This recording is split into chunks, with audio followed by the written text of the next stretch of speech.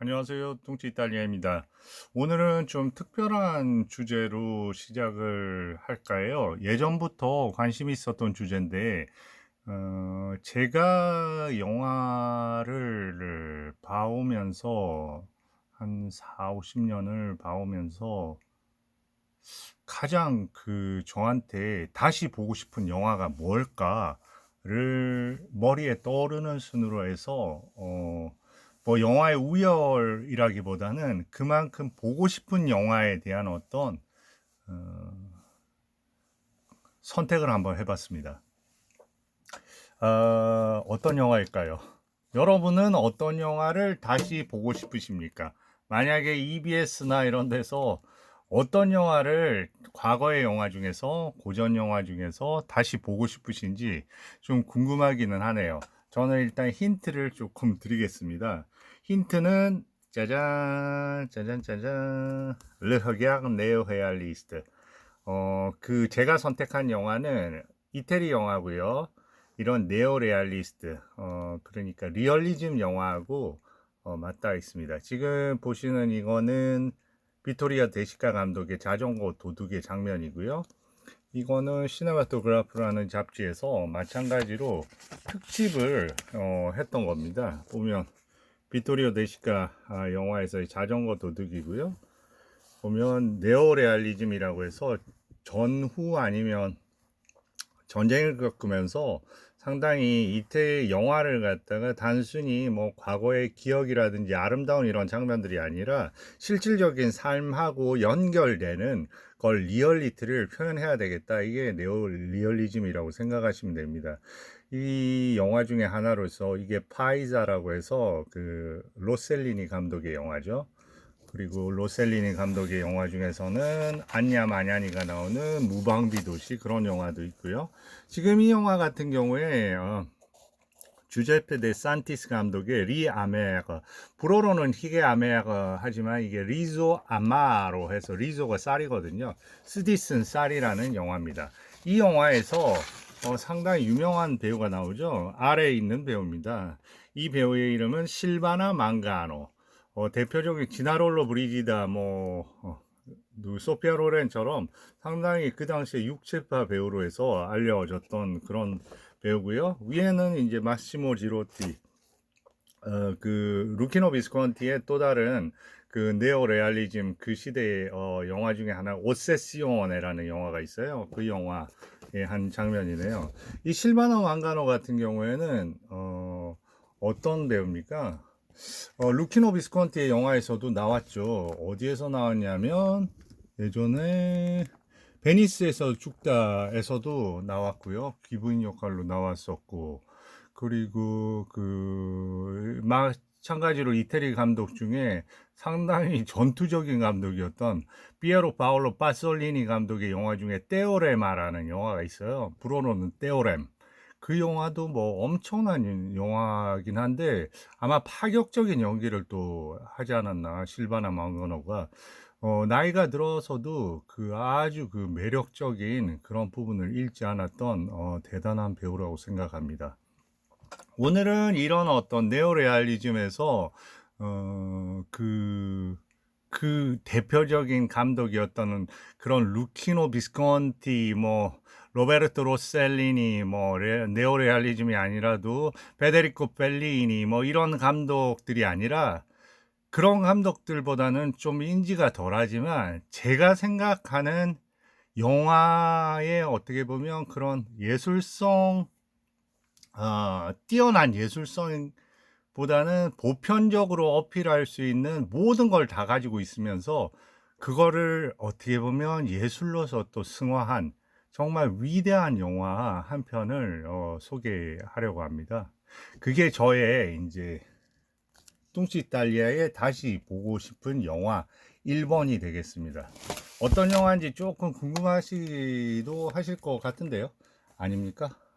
하나도 안 궁금하시면 안 되는데. 제가 선택한 영화는 어떤 영화냐면 뭐 여러 동의하실 분도 있으실 것 같아요. 저는 지금 뭐랄까 은퇴를 하실 과거에 이 영화를 한 번이라도 봤었던 분이라면 아마 연배가 있으실 거거든요. 만약에 이 영화를 다시 보신다면 정말로 눈물이 그냥 잔잔하게 맺힐 수밖에 없는 영화라고 생각하고, 그 영화 자체의 줄거리가 그렇게 뭐 특별한 어떤 줄거리는 아니에요. 그렇지만은 그 안에 적절한 대사와 무엇보다도 배우들의 엄청난 연기들, 그리고 지금은 해서 붙잡을 수 없지만 지금 시대에는 더 이상 유효하지 않은 게 돼 버렸지만, 그때는 이 엄청난 패시미즘과 그런 어두움 속에서도 그 따사로운 시선들이 있었어요. 그러니까 아주 도덕적이라기 꼭 규정 하기보다는 어떻게 보면 일종의 온정 어린 그 삶의 그런 반짝이는 불빛 같은 거요. 그런 부분이 이 영화의 매력이 아닌가 싶어요. 그러면 사설이 좀 길었고 본격적으로 제가 선택한 영화에 대해서 들어가 보겠습니다. 제가 그 예전의 비디오에서도 사실 영화를 이렇게 보여드리면서 막 설명을 하고 싶은데 쪼끔만 이렇게 넣어도 저작권에 막 걸려 가지고, 그런 이유로 제가 그 부분을 중단을 한 거거든요. 그래서 향후에도 또 문제되기가 싫어서. 근데 이 영화는 한 몇 년 후면 저작권이 끝날 것 같아서 그때는 제대로 이 영화를 보여드리면서 같이 공감했으면 좋겠습니다. 이 영화는 제가 열기 전에 이 멜로디를 하나 들려드릴게요.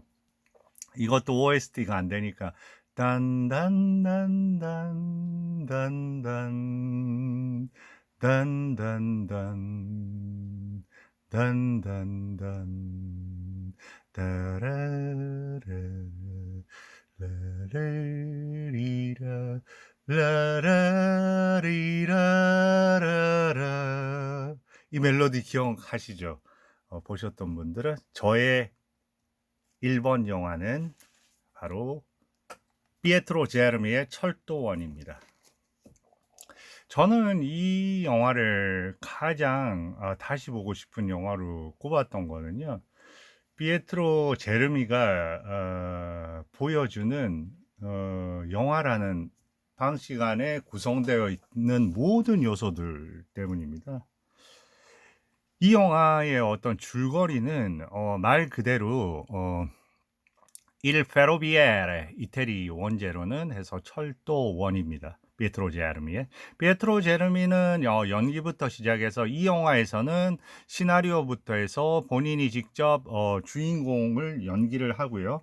주인공이 안드레아 마조 안드레아 마조치는 어떻게 보면 그 아주 가난한 그런 철도원입니다. 그 철도 운전하는 분이죠. 기관사죠, 기관사. 기관사인데 가정이 있고요.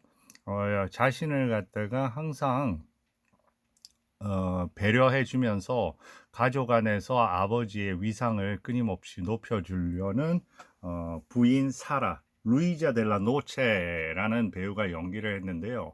어마어마한 연기를 여기서 보여줍니다. 그 우리네 그 어머니의 역할하고 똑같은 남편을 보필하면서 그 여러 가지 어려운 상황에서도 삶을 꾸리는 가운데서 벌어지는 아들과 딸의 문제를 혼자서 막 짊어져 가면서 아버지의 그런 어떤 일종의 학대나 이런 거로부터 보호하고 그 챙기고 하는 그런 역할을 하는 어떻게 보면 헌신적인 아내의 역할이면서 얼마나 좋은 연기를 펼치냐면, 특히나 마지막 장면에서 그 같이 모든 게 이렇게 다시 제자리를 찾게 됐을 때 그 부엌에서 이렇게 마지막 그 남편의 안드레아의 기타 소리를 들으면서 이제 다시 찾은 행복에 여러 가지 얘기를 하면서 미래를 다시 찾아온 행복을 함께 꾸려갈 미래를 꿈꾸는 그런 대사에서는 어마어마한 연기를 보여줍니다. 그리고 이 영화에서는 그 주인공은 항상 뭐 아들이 있어야 되고 딸이 있어야 되겠죠. 일종의 문제를 일으키는. 근데 여기는 이제 이남 일녀예요. 큰아들은 이제 어떻게 보면 여러 가지 나쁜 길로 빠져 가지고 결국 아버지하고 결별을 해서 나가게 되고요.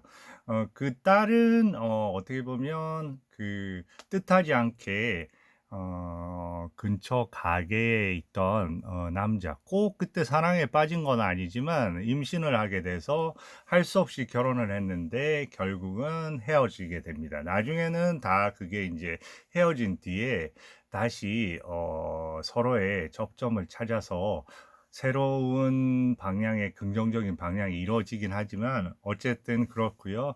그다음에 여기에서 진짜 대표적인 최고의 인물은 아역이라고 볼 수 없는 어마어마한 역할을 한 에두아르도 네볼라라는 그 소년 배우인데 웬만한 그 성인 배우 역할 이상을 하고 있고 이 영화에서 실질적으로 어마어마하게 중요한 배역입니다.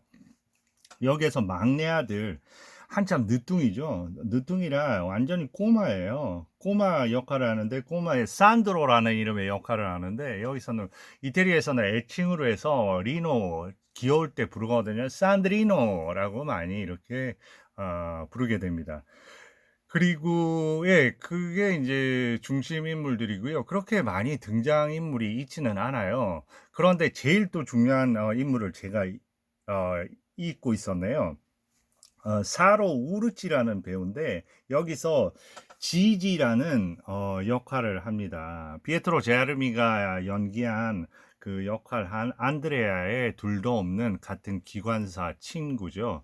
이 영화 안에는 여러 가지 어떻게 보면 그 시대를 볼 수 있는 그런 어떤 가난한 어떻게 보면 그 노동자의 일상과 그리고 그거와 함께하는 그 알코올의 문제, 그리고 거기에서 보면 회사에서 잘 어떤 문제로 인해서 징계를 받는 그런 부분, 그리고 철도 파업의 부분, 사회적인 부분, 그리고 여러 가지 보면 결국은 원치 않아서 임신을 하게 돼서 결혼을 해서 그런 부분, 그리고 불량하게 해서 뭐 그런 쪽으로 가는 부분.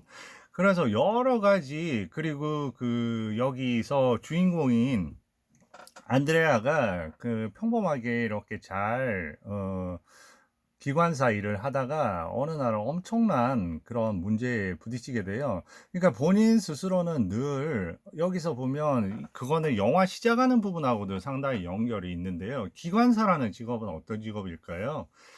기관사라는 직업을 보여줄 때 처음에 영화가 막 시작할 때 엄청난 속도로 막 질주를 하거든요. 기관차가 신형입니다. 그래도 나름 질주를 하는데 앞에 그 선로가 교차하는 선로가 어마어마하게 그 혼돈스러운 상태로 막 교차해서 막 갈라지거든요. 그거는 바로 직면해 있는 세상의 어떤 그런 와의 문제를 상징하는 거죠. 계속 앞으로 나아가야만 하는 인생, 뒤로 후퇴는 할 수 없는 그런 인생을 사는 뭐랄까 하층이라고 그렇지만은 뭐 노동자죠. 그러니까 자식을 갖다가 양육해야 하고 그런 과정에서 이렇게 보면 앞에 늘 보면 수많은 갈래길이 있고 거기에서 한 번의 실수만 해도 어마어마한 사건이 일어나게 되는 거죠. 결국 그 사건은 터지고 맙니다. 그런 사건은 어느 날에서 보면 그 선로 이렇게 그 구부러지는 부분에서 자살자 하나를 치게 돼서 결국은 그 일로 해서 징계를 받아서 그 기관사 일에서 어떻게 보면 해고가 돼서 다른 일을 하게 됩니다. 그 비슷한 일이지만 완전히 해고는 아니지만 거기에서 이제 강등이 되어 버린 거죠. 그래서 본업인 그 기관사 업무를 못하게 되는 거죠. 그런 과정에서 이제 어떻게 보면 계속해서 이제 원래 알코올에 이렇게 빠져서 유일한 도피처로 이렇게 생각했던 알코올에서 점점 이제 본인이 깊어지게 되다 보니까 거기에서 이제 파업이 일어나는데 그 파업 때 다시 기관사로 복귀하고 싶은 그런 부분 때문에 혼자서 파업에 반대해서 그 기관차를 몰게 되는 거고, 그렇게 되면서 모두로부터 따돌림을 받아서 어느 구석에 있는 조그만한 바에서 술로 달래다가 거기서 뭐 더 다른 여자를 만나기도 하고요. 그러면서 이제 하다가 다시 이제 그 친구의 품으로 이렇게 오게 되는 어떤 그런 와중에 이제 병이 악화돼서 결국은 본인의 그런 생을 마감하게 되는 그런 영화이기도 하는데, 이 영화에서 제가 주목할 부분들은 어떤 부분이냐면, 이 영화의 연기를 너무 뛰어나고, 그리고 그 대사나 이런 부분이 너무 적확한 때, 이게 절대 어떻게 보면 과다한 그런 게 없는, 너무나 저는 꼭 필요한 정도의 부분들하고 그 음악 여러 가지가 뭐 최고의 조화를 이루고 있다고 보고, 전체적인 배경 자체는 항상 보면 어두컴컴하고, 그다음에 크게 보면 두 공간이 제일 큰 공간이죠. 열차 일을 하다 보니까 그런 기관서로서의 어떤 막 차바퀴가 돌진하는 이런 부분들, 장면들이 있거든요. 그런 바퀴를 보여주는 장면. 그런 거는 어떻게 보면 돌이킬 수 없는, 거꾸로 후진할 수 없는 그 인생의 운명적인 이런 게 물밀듯이 거대한 파도처럼 밀려오는 어떤 그런 느낌을 줍니다. 그래서 모두 다 성인들의 어떤 일 속에서 그렇게 서로 교차하면서 이 영화가 진행되었다면 우리한테 그런 엄청난 감동을 좀 덜 전해 주었을 거예요. 물론 잘 만든 영화지만, 이 영화에서 제일 큰 포인트 중에 하나는 모든 영화 중간중간에 이 시각적인 시점적인 걸 끌어가는 부분이 누구에 의해서? 바로 막내 꼬마인 산드리노를 통해서 이렇게 보여준다는 겁니다. 그러니까 산드리노를 이렇게 등장을 시킴으로써 대화 자체의 부분도 성인이 아닌 아이의 순수한 시선에 그런 대화를 갖다가 이끌어갈 수 있는 거고요. 거기에 답할 때 진솔할 수밖에 없는 그런 어떤 진실성, 이런 것들이 많이 드러나고요. 그리고 산드리노의 그런 어떤 변화를 통해서 우리 인생의 변화를 또 체감하게 되는 거죠. 산드리노는 점점 생을 배워나가는 거죠. 여러 가지 그 세상의 모든 부분이 행복하게 끝나는 게 아니다. 그 산드리노의 엄마인 그 루이자가 어느 날 이런 우리 중에서 어느 누구도 이렇게 행복하지 않다. 모두가 해서 늘 이렇게 불행하고 이렇다 하면서 우는 장면이 있거든요. 그 장면에서 거기에서 자극을 받아서 늘 낙제만 하다가 처음으로 그걸 졸업을 하게 되는, 그 인생에 대해서 이제 배워나가면서 변화를 갖다 가져가는 거죠. 이런 영화 부분에서 저는 이제 그 과거 우리가 고전을 좋아하는 이유 중에서 제일 큰 이유가 그런 거 같아요. 보면 이런 어떤 스토리 속에서 스토리를 엮어가는 방식에 저는 여전히 이때만 해도 그 많은 패시미즘과 그런 어두움과 그런 거 안에서도, 절망의 어떤 그 인생 중에서도 가끔씩 우리를 갖다가 도와주는 거는 이 영화에서는 크게 세 부분인 것 같아요. 보면 첫 번째 부분은 우고라는 카페 주인이 운영하는 바죠. 바 거기에서 모든 철도 노동자부터 해서 같이 이제 어울리는 거죠. 어울려서 그 기타를 갖다가 그 우리 안드레아가 잡고 나폴리 민요 같은 걸 부르면서 이제 그 안에서 도피하는 거죠. 그래서 모두가 이렇게 집으로 돌아갈 때 결국은 혼자만 남아서 끝까지 그 술에 만취가 된 우리의 주인공 안드레아입니다. 그런 부분, 일종의 도피처로서의 그런 알코올과 동료애를 통한 음악들. 그리고 이제 또 어떤 부분이 있냐면 여기에서 이제 엄청나게 또 중요한 부분인데, 어, 여기서 그 딸이, 그 어떤 딸이죠. 그러니까 줄리아라는 어떤 딸이죠. 줄리아는 어떻게 보면 본인이 원하지 않은 경우에 그 임신을 하게 돼서 아버지를 통해서 어쩔 수밖에 없게 결혼을 하게 되는데, 결혼을 하고 난 다음에 이제 뭐 여러 가지 부분에서 이제 어려움을 유산을 하게 되거든요. 유산을 하게 되니까 그 관계가 그 아기 때문에 어쩔 수 없이 결혼을 한 거거든요. 레나토하고 그 사이가 벌어지고 그 사이에 다른 남자를 만나게 되고 결국 이혼을 하게 되는데, 그 안에서 그 우리의 꼬마 산드리노가 그 다른 남자를 만나는 장면을 보게 돼요. 그래도 이혼은 했지만 그 예전에 그 자기의 매제라고 해야 되나? 매형이죠. 매형을 여전히 호감을 갖고 있기 때문에 갖고 있던 새총으로 해서 그 줄리아가 만나던 남자의 차를 갖다가 새총으로 해서 뒷 유리를 부숩니다. 그것 때문에 경찰에 이렇게 들어가서 그것 때문에 아버지가 오게 돼서 하는 장면에서도 막 그냥 아버지가 보자마자 이제 때리려고 하는데 잘 피해 다니죠.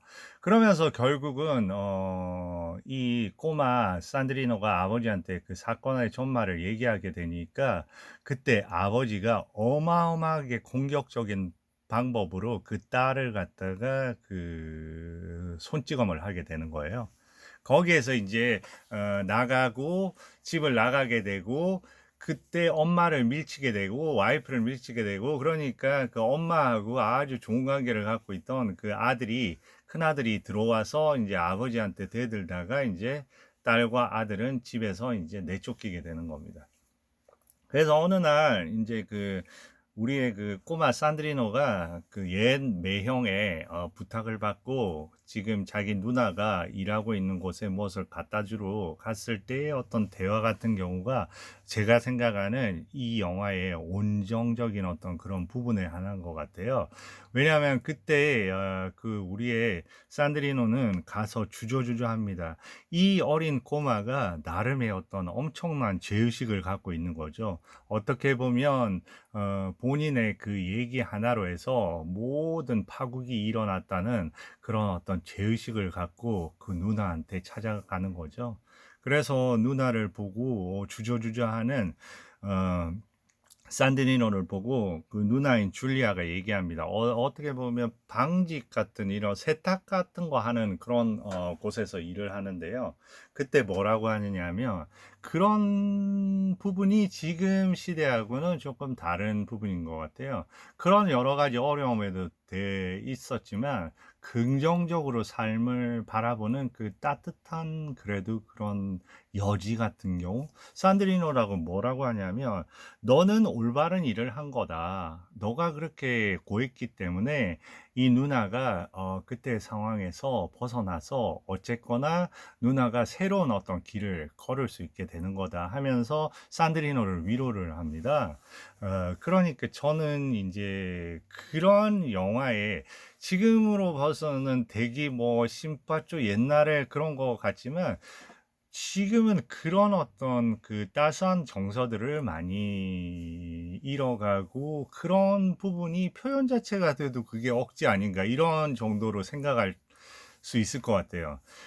그리고 이제 마지막 부분, 세 번째 부분에 그런 어떤 제가 느끼는 그런 따스한 온정적인 부분은, 제가 아까 말씀드린 대로 우리의 주인공인 안드레아가 그 일종의 배신 아닌 배신을 하게 되는 거죠. 어쨌든 배신이긴 한 거죠. 본인이 이제 기관사 그걸 다시 돌아가고 싶어서 어쨌든 파업대 혼자 운행을 한 거니까요. 그걸 계기로 해서 저 약간 지금 시대로 말하면 약간 나락을 가게 된 거죠. 거기에 있을 때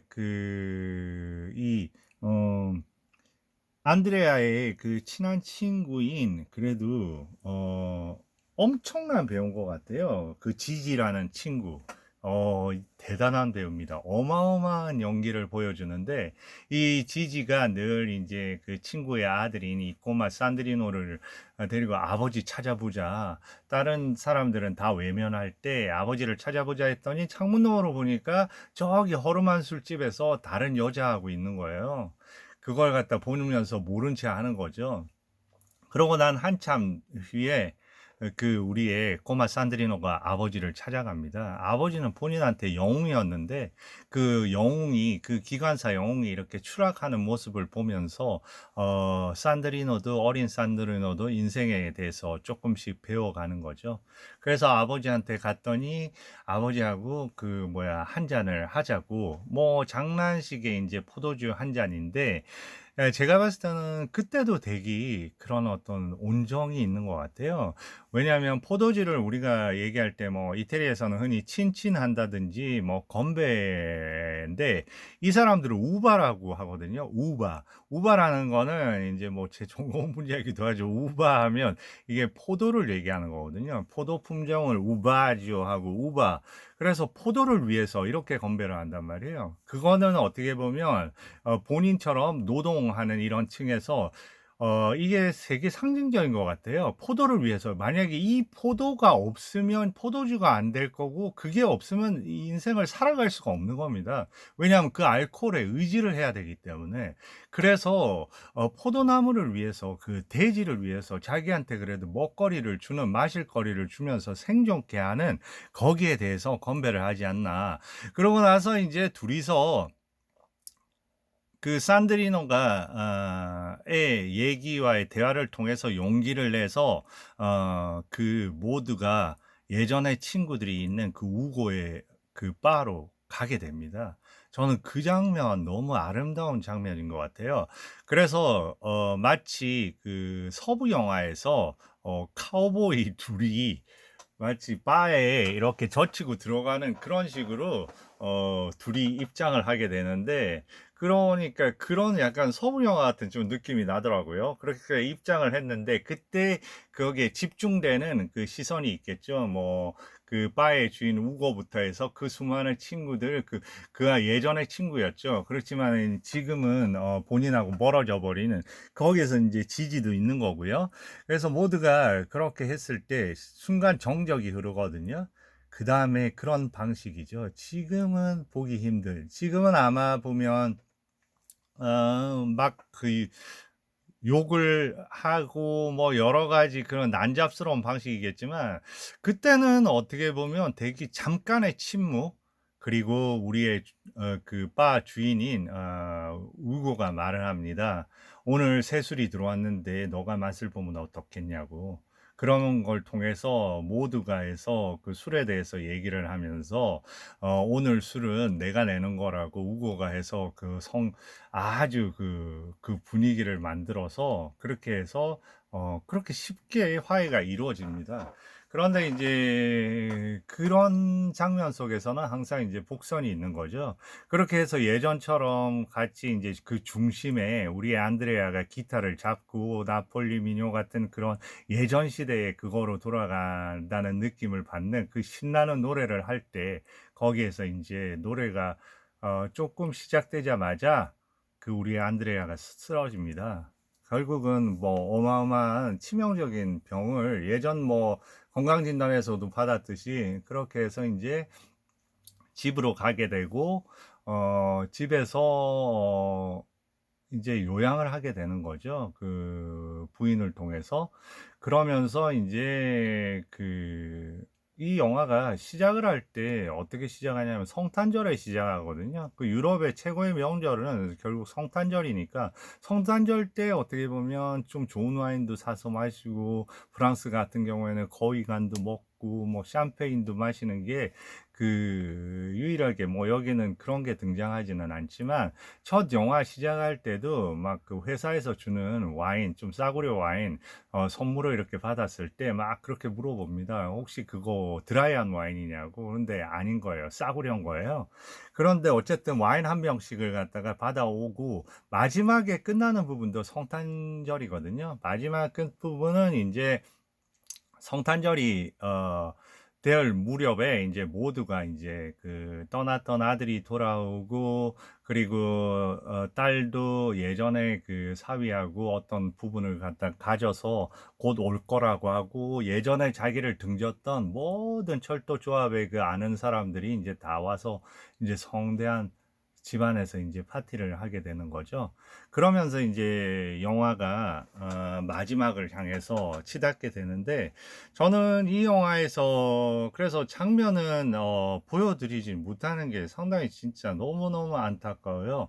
마지막에 그 장면 중에 제가 좋아하는 장면은, 여기 영화에서는 크게 보면 공간이 보면 술집하고 그 바죠. 바하고 집안 공간인데, 집안 공간의 가장 중요한 부분은 늘 식사를 하고 거기에서 뭘 마시고 하는 데니까, 그건 뭐겠어요? 주방이거든요. 거기에는 가스가 있고 거기에는 늘 그 똑똑 떨어지는 그 물소리가 있고, 그리고 한켠에는 항상 포도주 병이 있는 거예요. 예전에 피아스코로에서 약간 집 같은 걸로 쌓이는 그런 와인 병들이 보입니다. 그래서 그런 부분인데, 그 조그만한 어떤 방 안에서 이제 그 부엌에서 이제 마지막에 성대한 나름의 그 동네 축제가 이렇게 만들어지는 거죠. 그리고 이제 모두가 떠나는 겁니다. 모두가 가고 이제 문을 닫고 이제 남아 있는 건 둘 뿐인 거죠.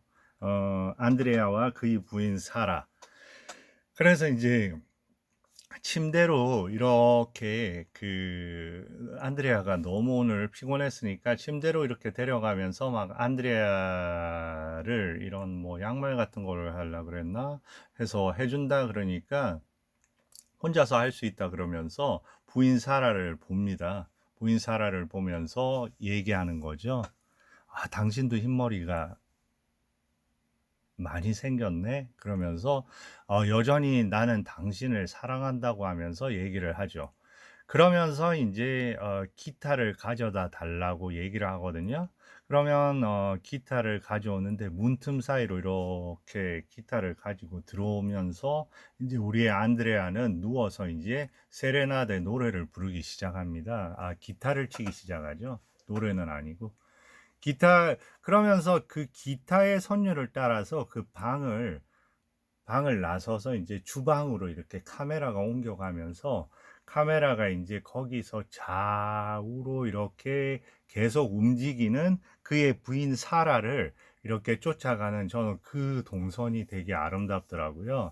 그러니까 두 개의 이제 분리된 공간에서 마지막에 이제 임종이 이어질 건데, 그 안에서 그러니까 안드레아는 음악으로 이제 자기를 표현을 하는 거죠.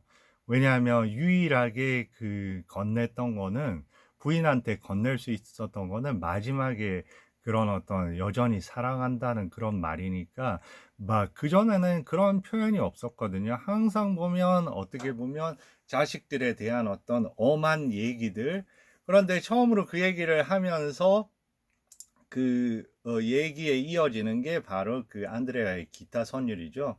그거는 어떻게 보면 사랑의 고백 같은 거고요. 그 고백을 그 공간을 통해서 이렇게 전해지는 거죠. 저는 그런 부분이 영화적으로 제일 좀 매력적인 부분의 하나인 거예요.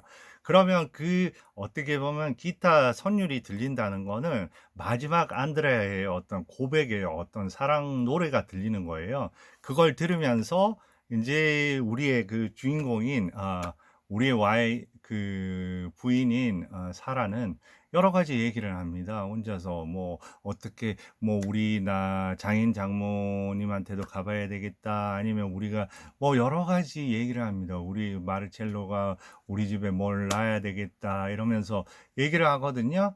그러니까 그 두 공간은 완전히 분리가 된, 하나는 어떤 공간이에요? 마지막 할 수 있는 힘 자체, 유일하게 말할 수 있는 힘도 없어서 그게 노래로 전해져는 꺼져가는 침실. 그러니까 완전히 이제 죽음의 공간이죠. 그리고 여기에서는 늘 있는 공간에서 냉장고 쪽으로 왔다 갔다 움직이면서 그 생기 있는 생동하는 공간을 막 새롭게 펼쳐보려는 그런 어떤 사라의 독백 같은 대화. 그 중간에 갑자기 사라가 그 자기의 독백이 되돌아오지 않는다는 걸 느껴요. 그런데 이제 그 다음에 나레이션이 나오게 되는 거죠. 그 우리의 꼬마의 나레이션. 꼬마가 주로 우리의 꼬마 산드리노의 대화가 엄청 많거든요. 산드리노가 보는 어떤 그 시선을 통해서 이 영화가 어떻게 보면 이어져 가니까 산드리노가 그때만 해도 엄마나 알아채지를 못했다. 그다음에 인제 그 일상을 얘기하면서 인제 영화가 끝이 나게 되거든요. 그런데 저는 그 장면에서, 그리고 마지막에 그 부인 사라가 계단에서 어 이렇게 그 모두를, 아들하고 둘째하고 다 나갈 때 배웅을 하는 그 장면은, 예전의 장면에서도 그때 그 옆에 사는 남자가 "아 부인 안녕하십니까?" 하는 거기에서의 그 멍한 시선, 그 연기도 너무 좋았고요. 그리고 모든 게 인제 새로 시작되는데, 그 새로 시작되는 어떤 거기에서는 인제 그 똑같은 방하고 이런 걸 보여주는데, 거기에는 인제 그 정적이 흐르는 공간만 있고 벽에 걸려 있는 기타, 그리고 뭐 아주 그 약간 어슴푸레한 어떤 그런 공간. 그래서 제가 다른 마지막에 하나의 장면을 이렇게 보여 드릴까 했는데 생각보다 이게 매번 그렇게 걸려 가지고 어쩔 수가 없네요. 그래서 저의 이 부분은 여기에서,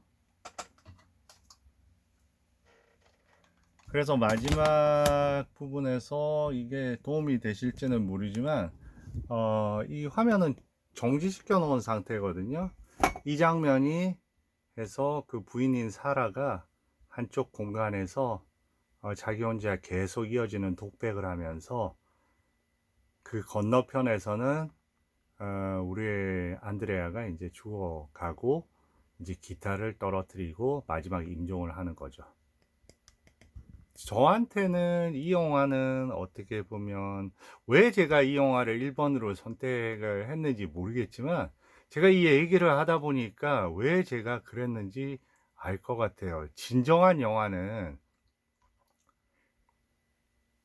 아주 복잡하게 모든 걸 구성하는 영화보다, 모든 단순한 것들이 적재적소에 엮여 있으면서 그 안에 나름 완벽함이 있어야 되는 것 같습니다.